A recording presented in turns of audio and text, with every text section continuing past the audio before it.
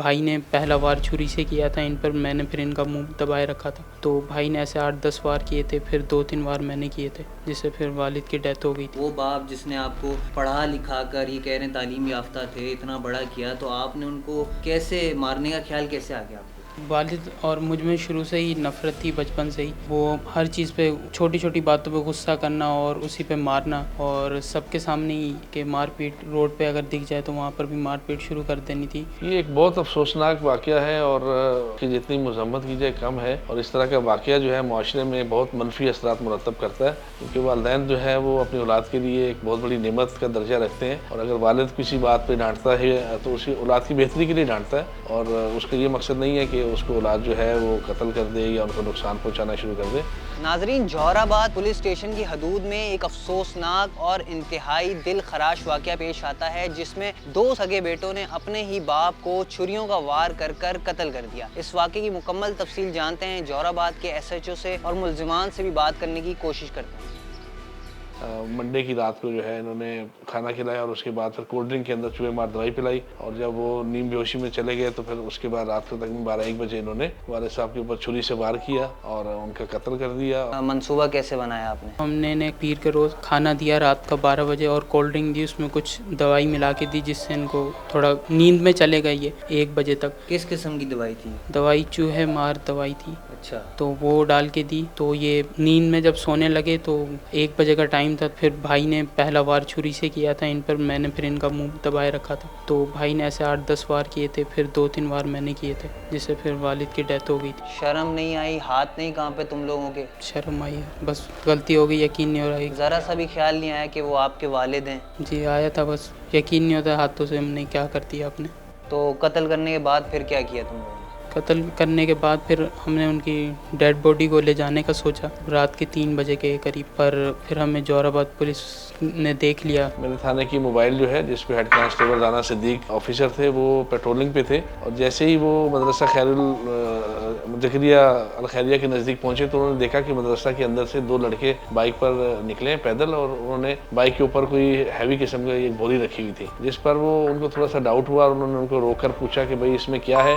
तो उन्होंने उनको कोई तसल्लीबख्श जवाब नहीं दिया, तो उनको उस चीज़ के ऊपर डाउट हुआ, और उन्होंने जो है फिर वो बोरा खुलवा के जब चेक किया तो उसमें हाथ पाँव बंधी हुई एक डेड बॉडी जो है बरामद हुई, तशद्दुद। तो जब बॉडी के बारे में पूछा तो उन दोनों लड़कों ने बताया कि ये हमारे वालिद साहब हैं। वालिद और मुझ में शुरू से ही नफ़रत थी, बचपन से ही। वो हर चीज़ पे, छोटी छोटी बातों पे गुस्सा करना और उसी पे मारना, और सबके सामने ही के मारपीट, रोड पे अगर दिख जाए तो वहाँ पर भी मारपीट शुरू कर देनी थी। तो कुछ टाइम से ये था कि वो कह रहे थे कि तुम दोनों गांव आओ मेरे साथ, वहाँ पर जो चारे वगैरह का काम होता है वहाँ पर जाके मजदूरी करो, और जो 2-4 पैसे मिले वो कमा के जो लाओगे वो मुझे दे देना। ये पढ़ाई वगैरह छोड़ दो, यहाँ पर इससे कुछ नहीं मिलेगा, बस पैसे ही बर्बाद हो रहे हैं। पर जिसमें मैं और मेरे भाई ने मना किया था कि भाई ये ऐसा नहीं करेंगे। मैंने मना किया था क्योंकि मेरी पढ़ाई अभी चल रही थी पेंडिंग में। तालीम याफ्ता हो के इतना बड़ा कदम उठा लिया, ये तो ऐसा कोई वाक़या नहीं था कि इस पर इतना बड़ा कदम उठाना चाहिए था। दरअसल इसके साथ और भी वजूहत थी। वालिद साहब शक वगैरह भी बहुत करते थे